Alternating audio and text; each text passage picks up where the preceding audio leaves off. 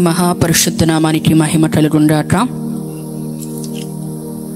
దేవుని మహాకృపను బట్టి ఈ యొక్క రక్షణ సువార్త సభలు మొదటి దినం దేవుడు అద్భుత రీతిగా జరిపించి,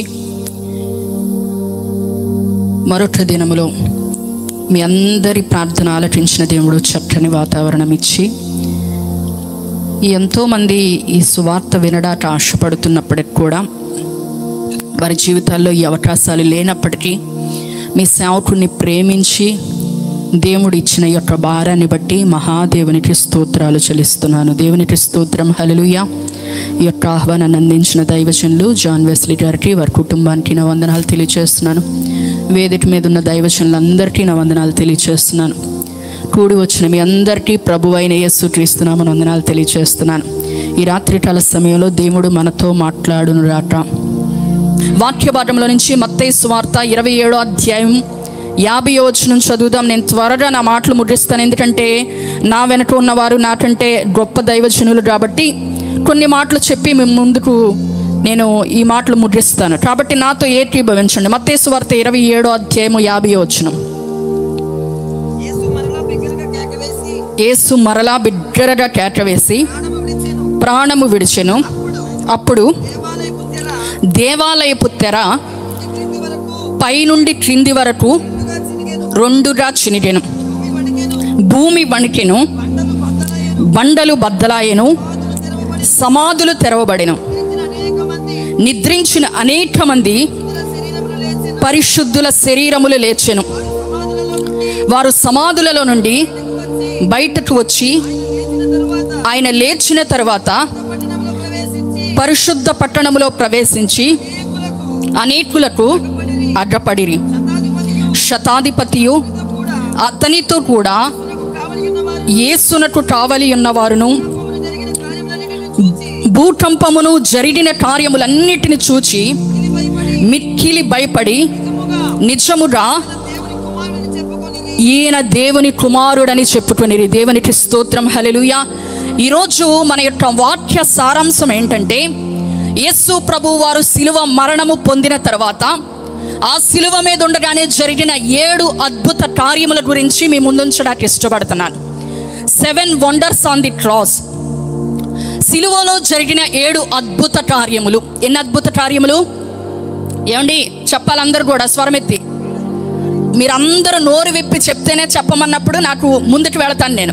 ఎన్ని అద్భుత కార్యాలు?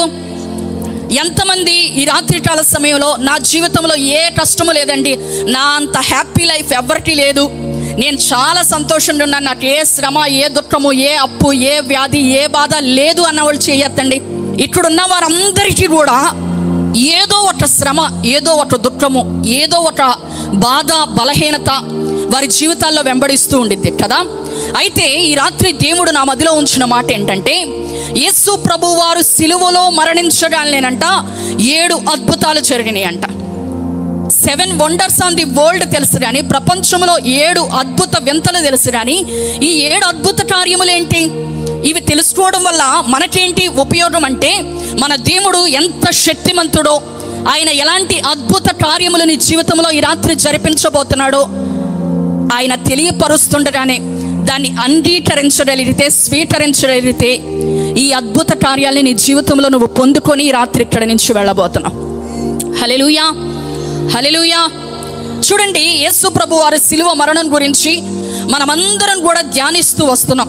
7 ముక్కల్లో చెప్పాలంటే యేసు ప్రభు వారి శిలువ ధ్యానం గురించి ఒకే ఒక్క పరిశుద్ధుడు. చెప్పండి అందరూ కూడా. అయ్య బాబాయ్, ఒకే ఒక్క పరిశుద్ధుడు చూపించండి. ఒకే ఒక్క పరిశుద్ధుడు 2 దొంగల మధ్యలో 3 మేకులకు వేలాడాడు. ఆయన వస్త్రాన్ని 4 ముక్కలుగా చేశారు. ఆయన దేహంలో 5 గాయాలు ఏర్పరచబడ్డాయి. ఆయన దేహము ఆ శిలువ మీద 6 గంటలు వేలాడింది. 7 మాటలు ఆ శిలువలో యేసు ప్రభు వారు పలికారు. దేవునికి స్తోత్రం. హల్లెలూయా. యేసు ప్రభు వారు శిలువ మరణము పొందిన వెంటనేనంట ఏం జరిగింది అంటే, దేవాలయపు తెర పైనుండి కింద వరకు ఏమైపోయిందంట? చినిగింది అని రాయబడింది. ఎవరైనా 3 త్వరగా వాలంటీర్స్ పైకి రండి. వాలంటీర్స్ ఎవరైనా 3 త్వరగా పైకి రండి. ముగ్గురు పిల్లలు బయట రండి, టట్టని రావాలి స్పీడ్గా. ఇటు నుంచో, ఇటు తిరుగు నుంచో. ఎస్, నువ్వు ఇట్రా, ఇక్కడ నుంచో, నువ్వు ఇట్రా, కమాన్, ఇటు తిరిగి ఇటు నుంచో.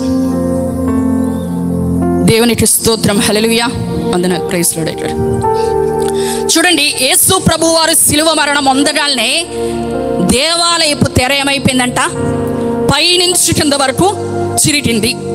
మనం సింపుల్గా ఆలోచిస్తే దేవాలయపు తెర అంటే ఎలా ఉండిద్దంటే, మనం అనుకుంటాం మన నాలెడ్జ్ ప్రకారం ఒకవేళ ఇక్కడ రెప్పరెప్పలాడుతున్నాయి కదా జెండాలు, అలా ఉంటాయేమో. లేదంటే మన డోర్ కర్టన్స్ పెట్టుకుంటాం కదా, మన విండో కర్టన్స్ పెట్టుకుంటాం కదా, అలా ఉంటాయేమో.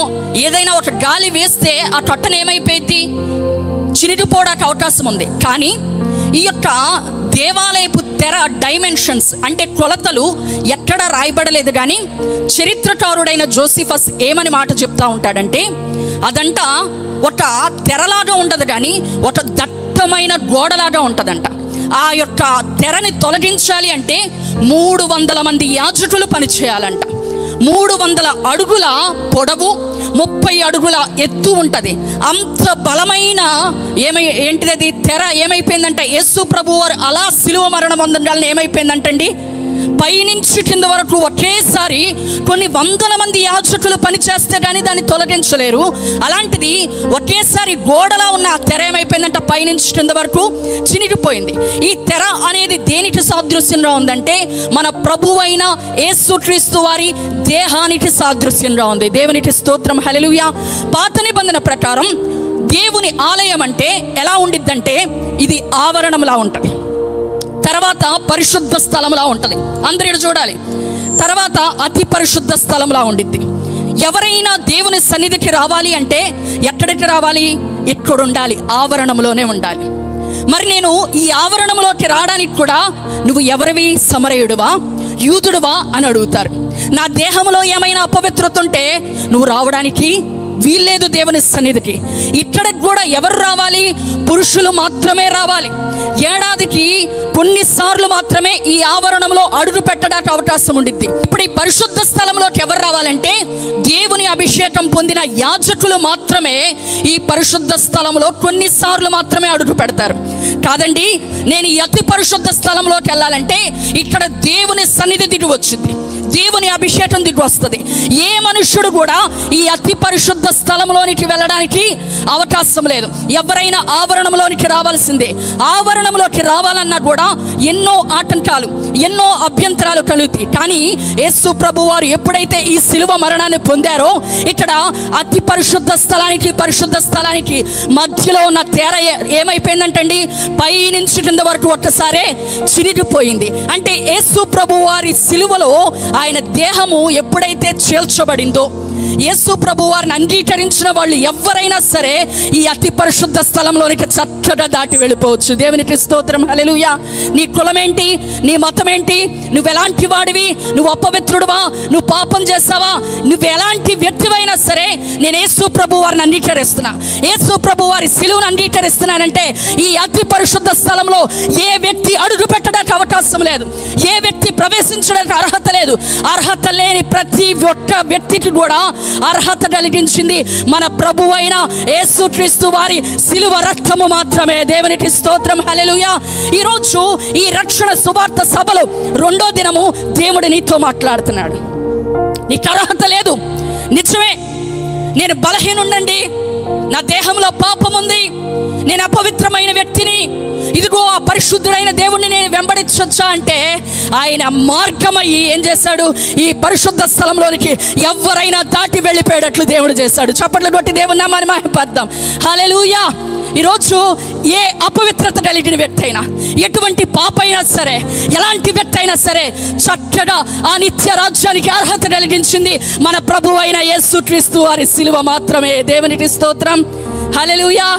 ఇప్పుడు దేవుని దాసురాలుగా మీకు పిలిపిస్తుంది ఏంటంటే, ఆయన ఎవరినైనా అతి పరిశుద్ధులుగా మార్చడానికి సిద్ధంగా ఉన్నాడు. నీవు రాగలిగితే యేసు ప్రభు వారి శిలువ దగ్గరికి నువ్వేం చేయొచ్చు, నేను వెళ్ళడానికి అర్హత లేదండి, నువ్వు చక్కగా పరిశుద్ధ స్థలం నుంచి అతి పరిశుద్ధ స్థలంలోనికి, ఆ మహిమ దిగి వచ్చే స్థలంలోనికి, ఆ నిత్య రాజ్యంలోనికి, ఆయనతో పాటు 20 యుగాలు ఉండడానికి, ఆ సింహాసనం దగ్గరకు రావడానికి నీకు ఒక్క అవకాశం ఏంటంటే యేసు ప్రభు వారిని అంగీకరించగలిగితే చాలు. యేసు ప్రభు వారి సిలువ రక్తాన్ని ఆశ్రయించగలిగితే చాలు. ఆ పరిశుద్ధ స్థలంలో నువ్వు కూడా అడుగు పెట్టే విధంగా, నీకు కూడా అర్హత కలిగే విధంగా చేయగలిగింది యేసు ప్రభు వారి రక్తము మాత్రమే. దేవునికి స్తోత్రం, హల్లెలూయా. ఇంకను దేవుడు ఆయన దేహాన్ని చీల్చి అర్హత కలిగించినప్పటికీ కూడా నీ ముందు ఏవో అడ్డు తెరలు పెట్టుకుని ఉన్నావేమో. ఆయన దాసురాలుగా ప్రకటిస్తున్నాను, ఇది అనుకూలమైన సమయం, ఇది రక్షణ దినము. ఎక్కడ చూసినా దేవుని వాక్యము కనుమరుగైపోతుంది. పరిశుద్ధ లేఖన భాగంలో సెలవిచ్చిన రాకడ వర్తమానాలు వింటూ ఉన్నాం కొన్ని సంవత్సరాలుగా. అవి మన కన్నులారా నెరవేర్చబడటం మనం చూస్తున్నాము. ఇంకా నీ ముందు ఏది అడ్డు తెరగా పెట్టుకున్నావు? నా బంధువులు ఊరుకోరండి, నా కుటుంబం ఊరుకోదు. ఏదో ఒక అడ్డు తెరను పెట్టుకున్నావేమో. దేవుడు ఈ రాత్రి ఆ అడ్డు తెరని తొలగించునుగాక. అది ఎంత బలమైనదైనా, ఒక బలమైన ప్రాకారము వలె ఉన్నా సరే, నీ ముందున్న అడ్డు గడియలు ఏవైనా సరే అవి విప్పబడునుగాక. గాడ్ బ్లెస్ యు అన్నమా. దేవునికి స్తోత్రం, హల్లెలూయా. మొట్టమొదట ఆయన ఏం చేశాడంటండి? సిలువలో ఏం అద్భుతం జరిగింది? దేవాలయపు తెర చిరిగింది. అంటే నీ ముందున్న దేవునికి దగ్గరికి కాకుండా ఏ బలహీనతని నిలబడి చేస్తుందో, ఎటువంటి పరిస్థితిలో ఉన్నావో నాకు తెలియదు. యేసు ప్రభు వారిని ఆరాధిస్తున్న మనకి అనేక రకాలైన డౌట్లు వస్తూ ఉంటాయి. నాకు ఒక సహోదరుడు సాక్ష్యం చెప్తా ఉంటే విన్నాను. ఏమనంటే చెప్పమంటారా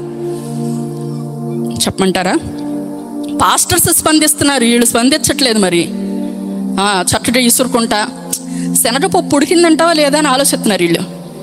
వంకాయలో కొంచెం ఉప్పు తక్కువైనట్టుంది. ఇక్కడ నేను చెప్తున్నాను, వంకాయ శనగపప్పు వేశారు కానీ కొంచెం ఉప్పు తగ్గినట్టుంది కదక్క అని ఆలోచిస్తున్నారు.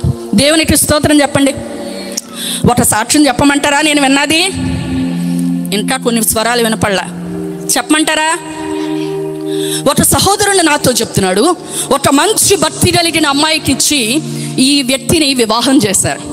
వివాహమైన కొద్ది రోజులకే, యవనస్తులైన బిడ్డలు ప్రత్యేకంగా ఆలకించండి, వివాహమైన కొద్ది రోజులకే ఇతని అసలు రంగు ఏంటనేది బయటపడింది. ఏంటి ఇతను అసలు రంగు అంటే, ఇతను ఒక మంచి డ్రింకర్ అన్నమాట, తాగుబోతు. నమ్మకంగా పనికి వెళ్తాడు, నమ్మకంగా పని చేస్తాడు. పొద్దున్నుంచి ఉదయకాలం నుంచి రాత్రి వరకు కష్టపడతాడు. అవి తీసుకొచ్చి నమ్మకంగా ఓ చోట కట్టేస్తాడు, సమర్పించేస్తాడు. ఎక్కడో మీ అందరికీ బాగా తెలుసు కదా. నమ్మకంగా తీసుకెళ్ళి అక్కడ కట్టేస్తాడు. ఇరుగు పొరుగు వాళ్ళు, బంధువులు, తల్లిదండ్రులు చెప్పారమ్మా, ఏది ఏమైనా కష్టమైన సుఖమైన నీ బ్రతుకు అతనితోనే, మారతాడు, ప్రార్థన చేసుకో, మారతాడు అని ధైర్యం చెప్తా ఉంటుంటే తల్లిదండ్రుల మాట నమ్మి అలాగే అతనితో కొనసాగుతూ ఉంది. ఏ రోజు అతని మీద ఆధారపడలా.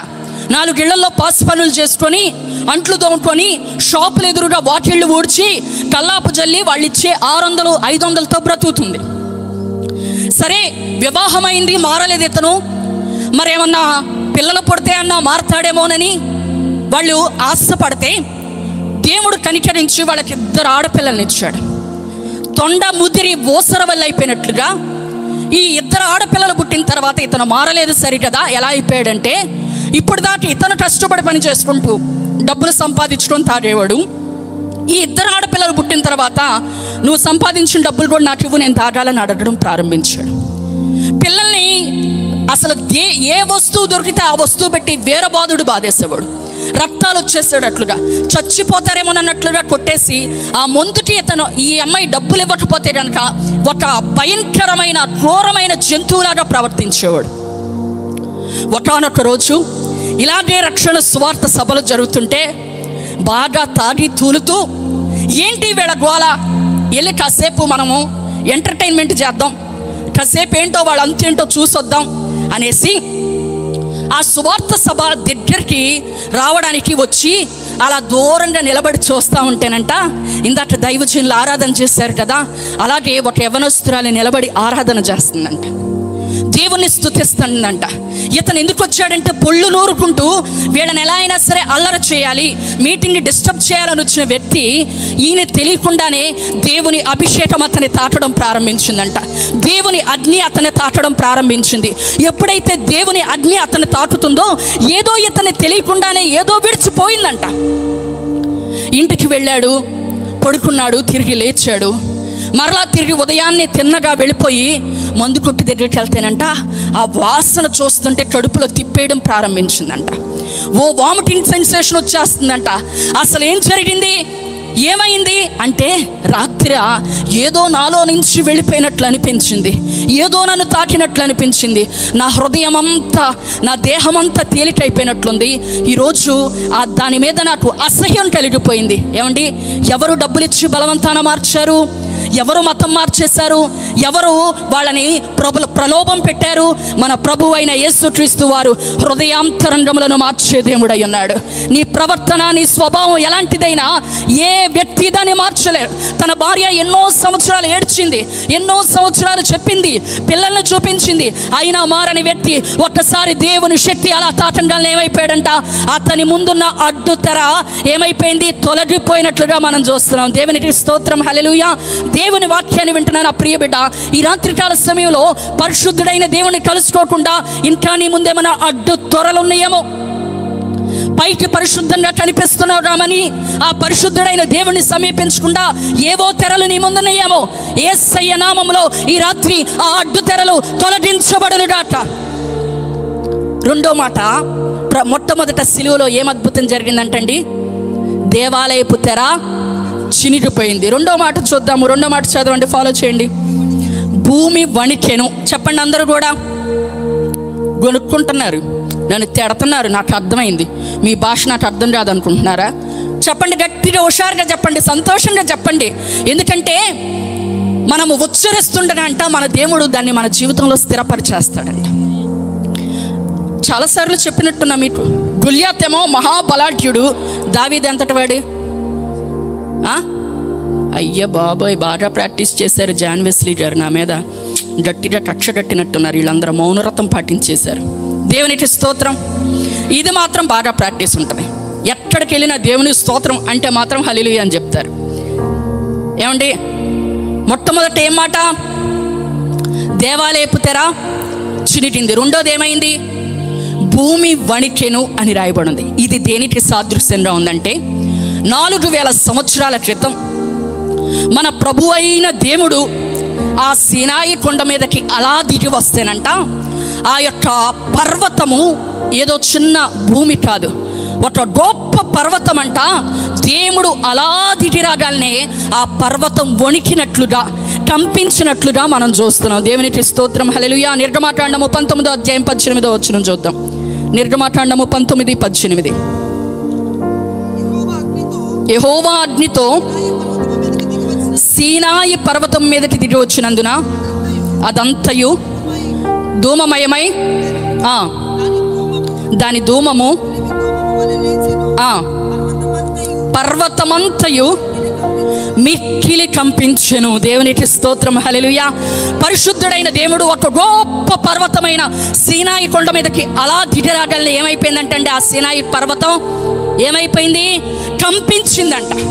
పౌలు శీలలు చెరసాలలో దేవుని స్తుతిస్తుంటే అక్కడ ఏమైందంట, మహాభయంకరమైన భూకంపం కలిగిందంట.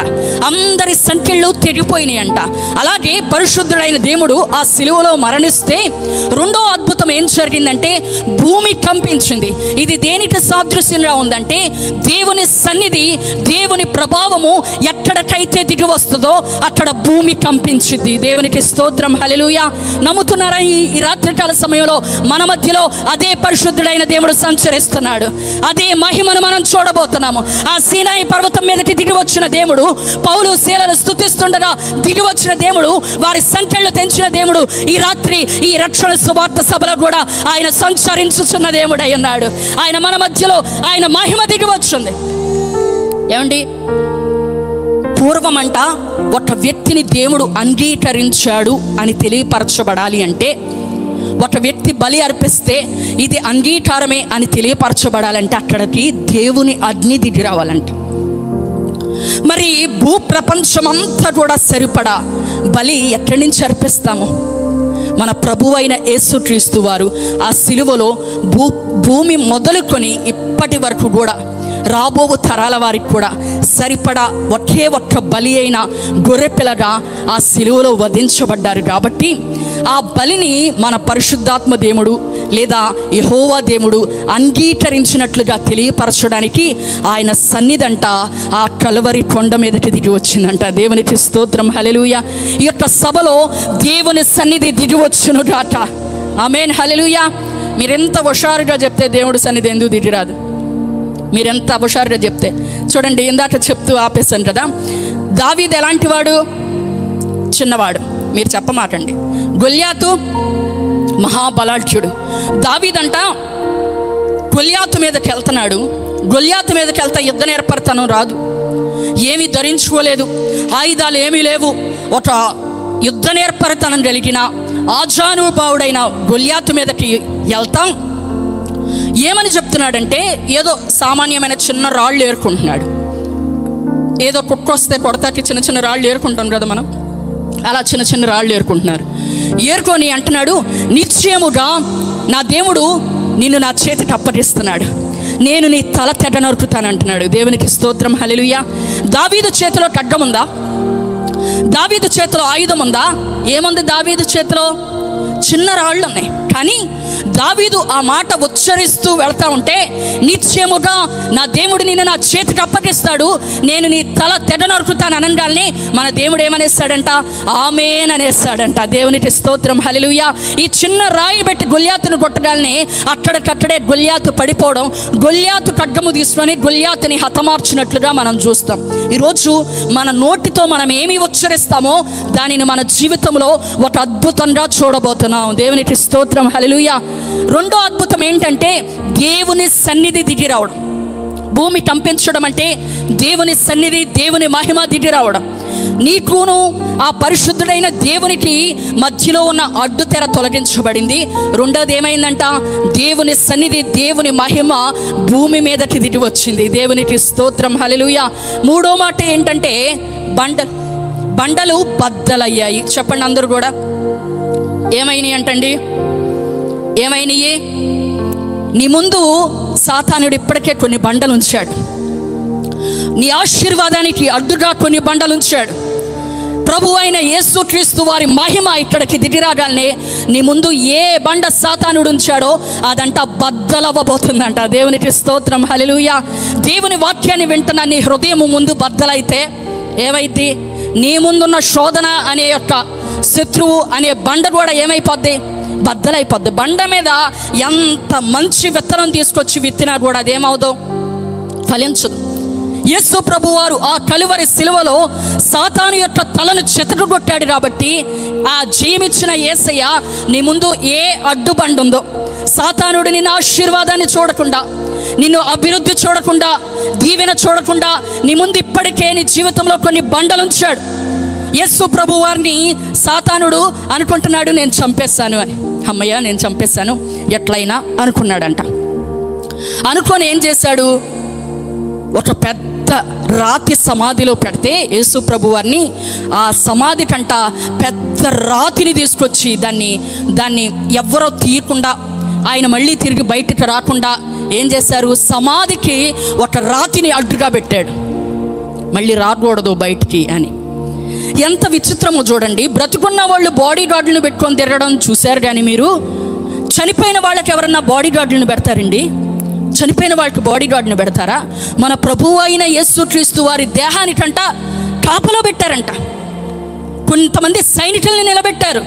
ఆయన వచ్చేస్తాడేమో, ఈ బండ అడ్డుగా పెట్టాను, ఒకవేళ ఈ బండను దాటి వచ్చేస్తాడేమో, అరే కాపలో మీరు సైనికులు నిలబడండి రా ఇక్కడ అని కొంతమంది సైనికులను పెట్టాడు. పేపర్ల మీద, ఆస్తుల మీద ముద్రలు వేయడం చూసాం, కానీ ఈ యొక్క సమాధి ద్వారము మీదంట గవర్నమెంట్ నుంచే ఏకంగా ఒక సీల్ వచ్చి పడిపోయింది, ముద్ర వచ్చి పడిపోయింది. అర్థమవుతుందా? కానీ యేసు ప్రభు వారు 3వ దినాన పునరుద్ధానుడై లేచినప్పుడు ఈ బండ ఏమైపోయింది? ఆటోమేటిక్గా తొలగించబడిపోయింది. ఈ కాపలా వారు చచ్చిన వాళ్ళ వలె పడ్డారు. ఈ ముద్ర తొలగించబడింది. ఈ రాత్రి దేవుని వాక్యాన్ని వింటున్న నీ జీవితంలో సాతానుడు ఇప్పటికే నిన్ను ఆశీర్వదించబడకుండా, నువ్వు దీవించబడకుండా, దేవునిలో బలపరచబడకుండా కొన్ని అడ్డు బండలు పెట్టాడు. కానీ నీ ఆశీర్వాదాన్ని ఏ ఒక్కరూ ఆపలేరు. దేవునికి స్తోత్రం, హల్లెలూయా. ఆయన మార్గము తెరవడంట, దానిని ఎవ్వడు మూయలేడంట. అయ్యో నాకెవరు సహకరించట్లేదండి, అందరూ నేను నాశనం అయిపోవాలని కోరుకుంటున్నారు, నా బంధువులే నన్ను దూషిస్తున్నారు, నా కుటుంబస్తులే నన్ను బాధ పెడుతున్నారు, ఒక అడ్డు బండ నా ముందుంది, నేను ముందుకు వెళ్ళలేకపోతున్నాను, భక్తి చేయలేకపోతున్నాను, ప్రార్థన చేయలేకపోతున్నాను, ఈ బలమైన బండని నేను దాటలేకపోతున్నావు అంటున్నావేమో. యేసు ప్రభు వారు శిలువ మరణం పొందడాలే ఏమైపోయిందంట?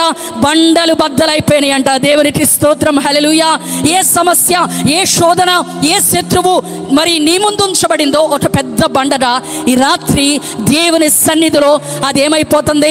బద్దలైపోతుంది. దేవునికి స్తోత్రం. చప్పట్లు కొడుతూ దేవుని నామాన్ని మహింపరుద్దాం. నీ పక్కన వాళ్ళతో చెప్పు, నీకున్న శ్రమ బద్దలైపోయిందని, నీకున్న ఆటంకం బద్దలైపోయిందని. దేవుడు నీ ఆశీర్వాదాన్ని ఏ మనుష్యుడు కూడా ఆపలేడని చెప్పు.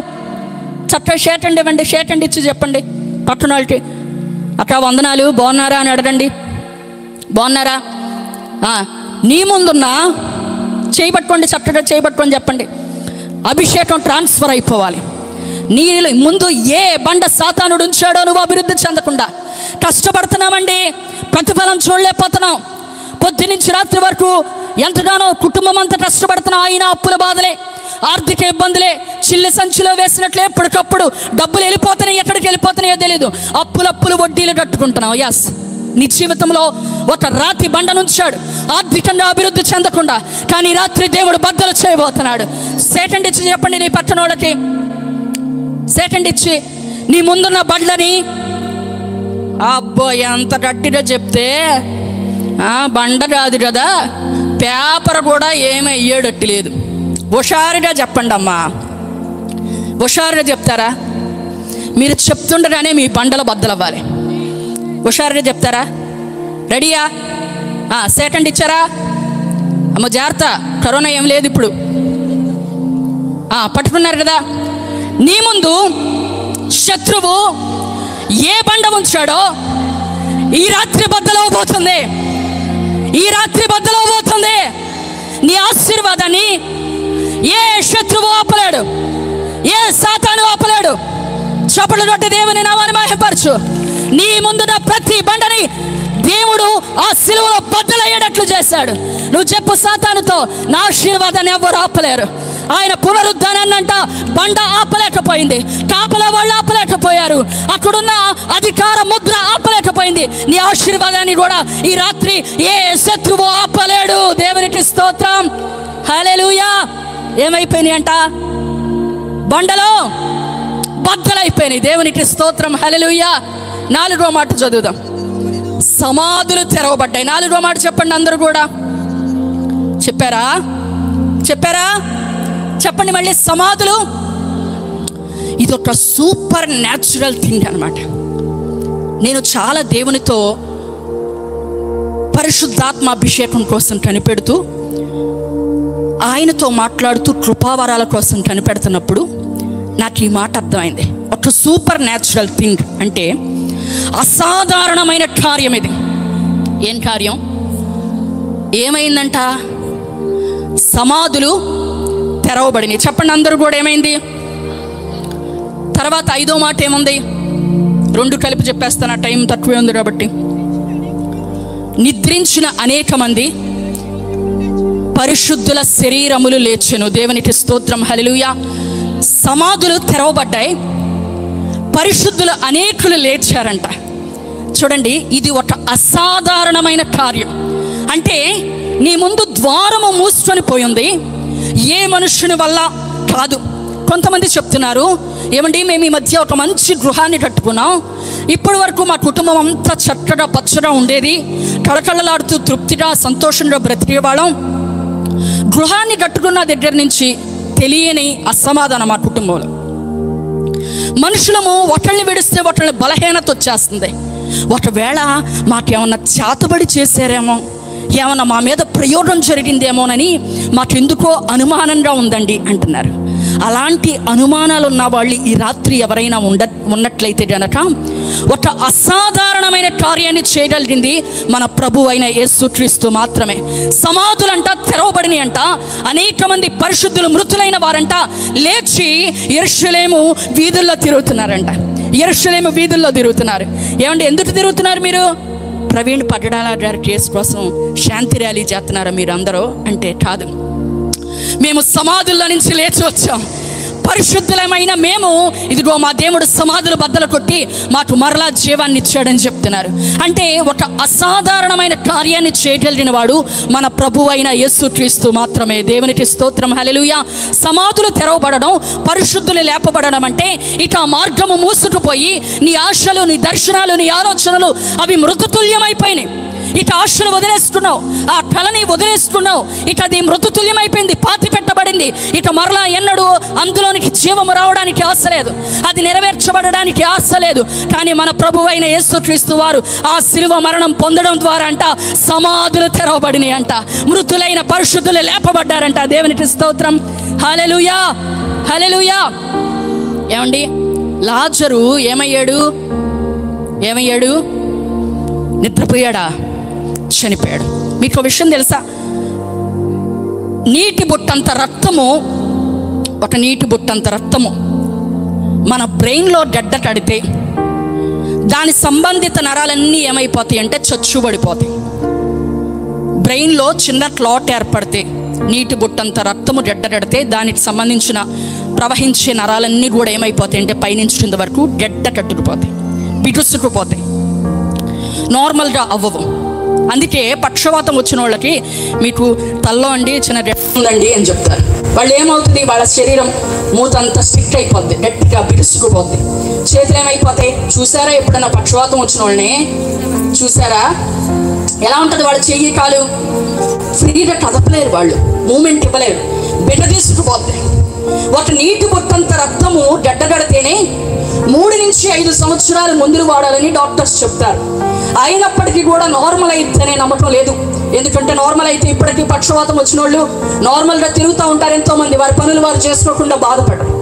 కానీ మన మానవ శరీరంలో ఎన్ని లీటర్ల రక్తం ఉండిద్దంటే దాదాపు 5 లీటర్ల రక్తం ఉండిద్ది. ఒక నీటి బొట్టంత రక్తము గడ్డగడితేనే అది కరగడానికి 3 నుంచి 5 సంవత్సరాలు మందులు వాడాల్సి వస్తే, మన శరీరంలో ఉన్న రక్తం అంతా గడ్డగట్టేస్తే అది కరగడానికి బహుశా ఎన్ని సంవత్సరాలు పట్టొచ్చు. ఎంతమంది వైద్యం చేయాల్సి వస్తుంది. అది సాధ్యమయ్యే పనేనా? ఏమంటే సాధ్యమయ్యే పనేనా? మరలా తిరిగి ఈ 5 లీటర్ల రక్తం నార్మల్ అవడం సాధ్యమయ్యే పనేనా? ఒక వ్యక్తి మరణించగలనంట అతని శరీరంలో ఉన్న రక్తం అంతా ఏమైపోయిందంటే గడ్డ కట్టుకుపోతుంది. కాబట్టి ఏం చేస్తారంటే మన వాళ్ళు కాళ్ళు చేతులు చనిపోతే కాళ్ళు చేతులు దగ్గర పెట్టి కాళ్ళు అవన్నీ కట్టేస్తారు. ఎందుకంటే ఇలా పెట్టిన మనిషి ఇలాగే ఉండిపోతాడు కొద్దిసేపటికి, చెయ్యి నేను పెట్టులో పెడతానంటే రాదు. మానవ శరీరంలో ఈ 5 లీటర్ల రక్తం మరణించిన తర్వాత ఏమైపోద్ది? గడ్డ కట్టుకుపోద్ది. మన ప్రభు అయిన యేసుక్రీస్తు వారంట లాజరు చనిపోయాడు. అతను చనిపోయి 3 దినాలు గడిచిపోయింది.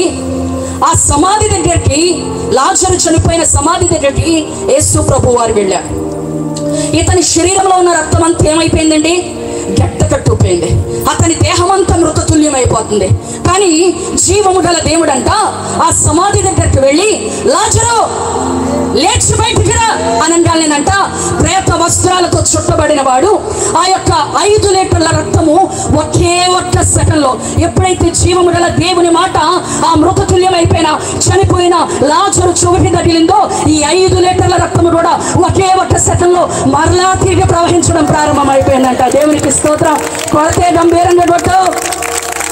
సమాధులు తెరవబడేటట్లు ఒక సూపర్ న్యాచురల్ థింగ్ నీ జీవితంలో జరిగేటట్లు, ఏ మనిషి ఊహించని అద్భుతం నీ జీవితంలో జరగాలంటే, బలమైన మహిమ కార్యాన్ని నువ్వు చూడాలంటే ఈ రాత్రి దేవుని అభిషేకం మన మధ్యలో సంచరిస్తుండగా, దేవుని స్తుతిస్తుండగా ఏ మనుషుడు చేయలేనుకున్నావు వదిలేస్తావు, ఇక చేజారిపోయింది అనుకున్నావు.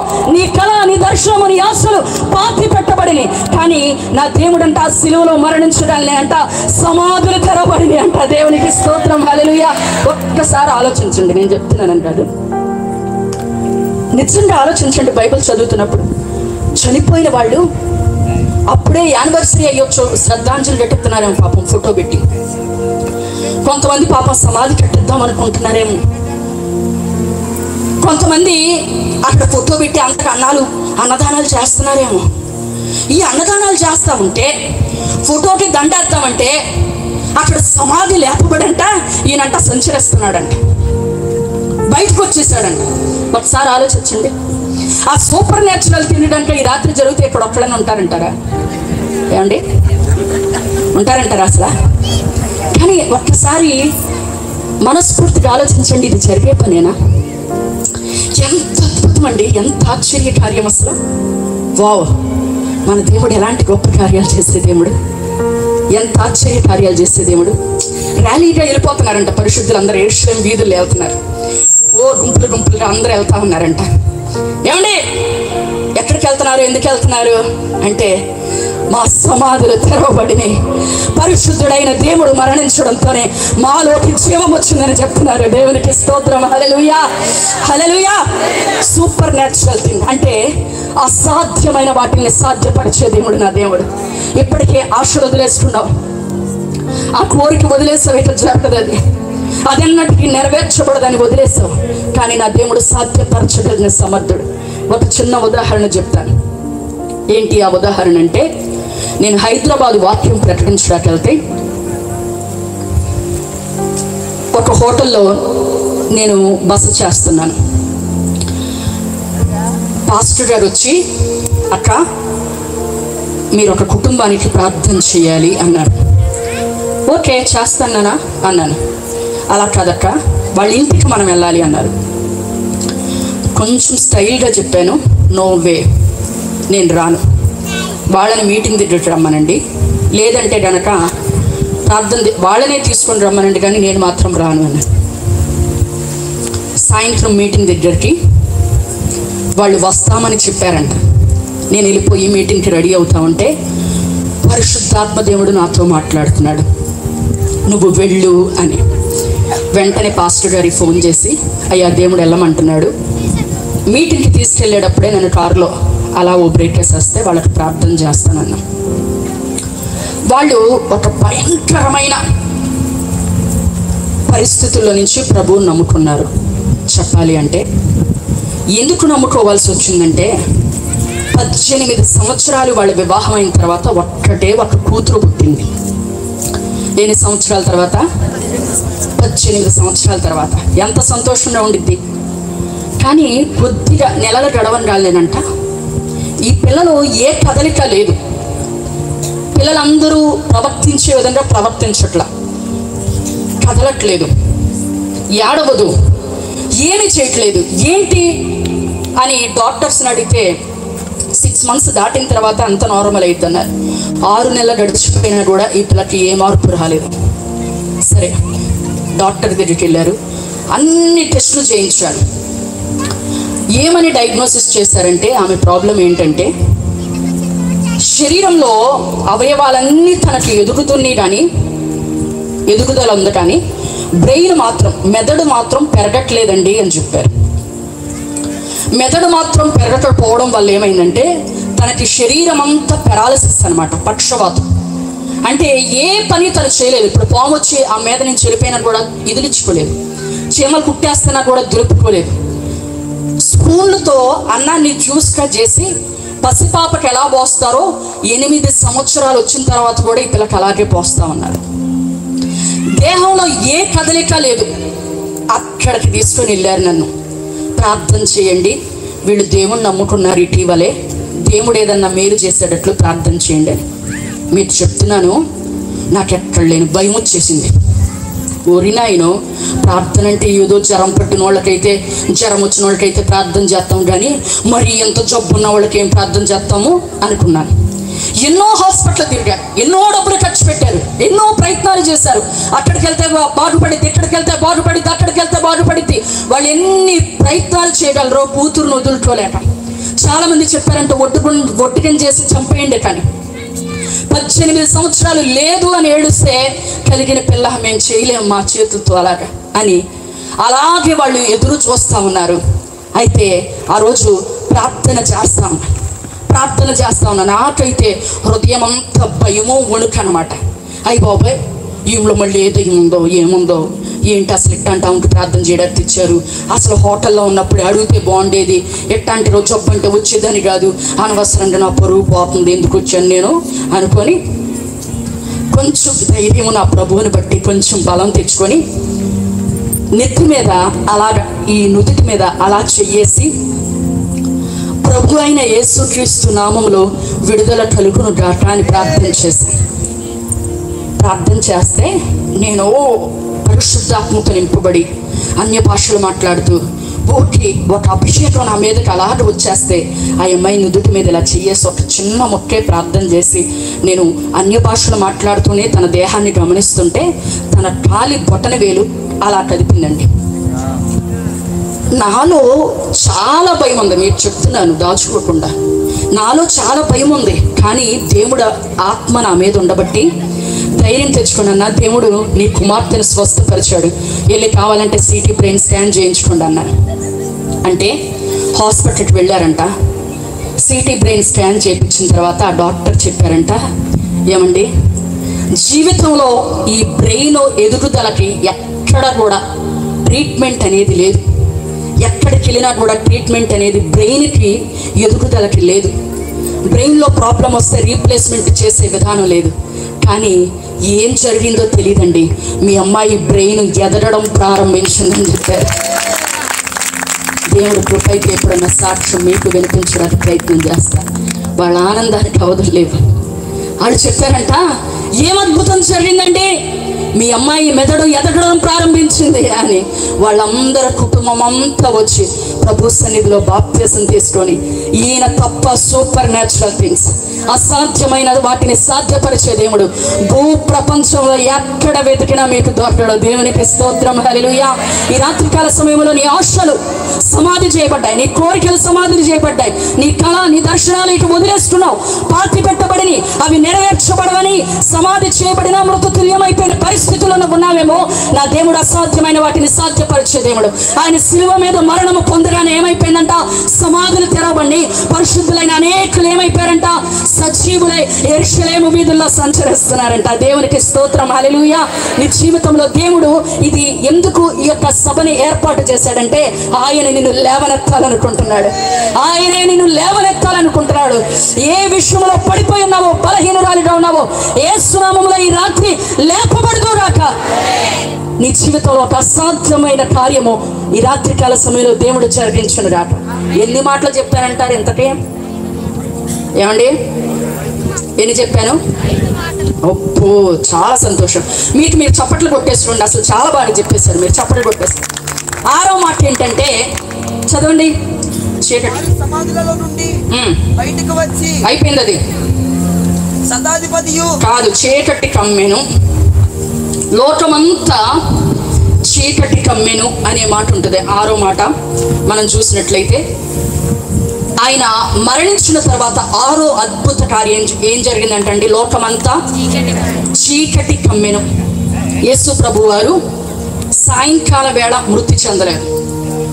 మిట్ట మధ్యాహ్నం 12 గంటలకి మృతి చెందితే ఇంచుమించు మధ్యాహ్నం 3 గంటల వరకంట దేశమంతా కూడా భయంకరమైన చీకటి కమ్మిందంట. దేవునికి స్తోత్రం, హల్లెలూయా. ఎందుకంటే నీతి సూర్యుడైన దేవుడు ఏమైపోయాడు, అస్తమించాడు అని ఒక ప్రకృతి సందేశం ఇచ్చినట్లుగా మనం చూస్తాం. ఎందుకు ఆయన ఆ శిలువలో మరణించాడంటే 6వ అద్భుతం, నీ చీకటి బ్రతుకుని ఆయన వెలుగుమయంగా మార్చడానికి. దేవునికి స్తోత్రం, హల్లెలూయా. ఒక్కసారి లేచి నిలబడండి. 7వ మాట చెప్తాను. 7వ మాట చదివేసేయండి. అందులో మీరు కనపడలేదు అనుకుంటా. 7వ మాట చదివేయండి. శతాధిపతి. అందరు లేచి నిలబడండి. 7వ అద్భుతం చూద్దాం. శతాధిపతియు అతనితో కూడా యేసునకు కావలి ఉన్న వారును భూకంపమును జరిగిన కార్యములన్నిటిని చూసి మిక్కిలి భయపడి నిజముగా ఈయన దేవుని కుమారుడని చెప్పుకొని దేవునికి స్తోత్రం హల్లెలూయా. ఏమైందంటే 7వ అద్భుతం, శతాధిపతి సైనికులు యేసు ప్రభు వారి శిలువలో జరిగిన ఆ కార్యమును చూసి ప్రారంభం నుంచి యేసు ప్రభు వారిని శిలువ మరణానికి ఆయన మరణించే వరకు కూడా ఆయనతో ఉన్నది, ఆయన శ్రమను చూసింది, దానికి అంతటికి ఆధిపత్యం వహించింది శతాధిపతి. అయితే ఆయన్ని స్వయంగా కొరడాలతో కొట్టి ముళ్ళ కిరీటాన్ని పెట్టి ఆయన ఎంతగానో శ్రమపరిచిన ఈ సైనికులంట ఆయన మరణించిన తర్వాత జరిగిన ఈ యొక్క కార్యాలను చూసి అంటున్నారు, ఈయన నిజంగా దేవుని కుమారుడు అంటున్నారు. దేవునికి స్తోత్రం హల్లెలూయా. ఈ రాత్రికాల సమయంలో దేవుడు యేసు ప్రభు వారు మరణించలేదండి, శతాధిపతిలో ఉన్న కఠినత్వాన్ని ఆయన చంపేసినట్లుగా మనం చూస్తున్నాం. వీళ్ళు అనుకుంటున్నారు మేము చంపేస్తాం నీతిమంతుడైన దేవుణ్ణి అనుకుంటున్నారు. కాదు కాదు, ఈ సైనికుల్లో ఉన్న క్రూరత్వాన్ని యేసయ్య చంపేశాడు, వీరిలో ఉన్న మూర్ఖత్వాన్ని యేసయ్య చంపేశాడు. వాళ్ళు అంటున్నారంట ఈయన నిజముగా దేవుని కుమారుడని. దేవునికి స్తోత్రం హల్లెలూయా. ఈ రాత్రి సభల ద్వారా దేవుడు నీ జీవితంలో చేయబోతున్న అద్భుత కార్యాన్ని చూసిన అనేకులు నిత్యముగా ఈ సాక్ష్యాన్ని చెప్పబోతున్నారు. నీ జీవితంలో జరిగిన మేలు కార్యాన్ని చూసిన అనేకులు ఈ సాక్ష్యాన్ని చెప్పబోతున్నారు. ఏంటంటే నువ్వు నమ్మిన దేవుడు నిత్యముగా దేవుని కుమారుడు, ఆయన నిత్యంగా అద్భుతాలు చేసే దేవుడు, ఆయన నిత్యంగా అసాధ్యమైన వాటిని సాధ్యపరిచే దేవుడని ఎంతమంది నమ్ముతున్నారు? ఆయన నీ జీవితంలో చేయబోతున్న కార్యాన్ని బట్టి అనేకుల ఎదుట నువ్వు సాక్షిగా ఉండబోతున్నావు. దేవునికి స్తోత్రం హల్లెలూయా. కళ్ళు మూసుకుంటూ ఒక చిన్న ప్రార్థన చేసిన వెనుకున్న దైవజనులకు నేను అప్పగిస్తాను సమయాన్ని. కళ్ళు మూసుకుని ఆకాశం వైపు చేతులెత్తి నీ శ్రమ, నీ దుఃఖమును, నీ పరిస్థితిని చూస్తున్న దేవుడు, ఆయన మాత్రమే నీ స్థితిగతులను మార్చగలిగిన దేవుడు. పైన ఆకాశం ఎందే కానీ కింద భూమి ఎందే కానీ మరి ఏ నామమందు రక్షణ లేదు, కానీ నేను ప్రకటిస్తున్న యేసు ప్రభు వారి నామమందే నీకు రక్షణ, నీకు విడుదల, నీకు విమోచన. అందరూ కూడా లేచి నిలబడి కళ్ళు మూసుకొని ఆసక్తితో ప్రార్థన చేయండి. ఆయన నిన్ను దర్శించే సమయం ఇది.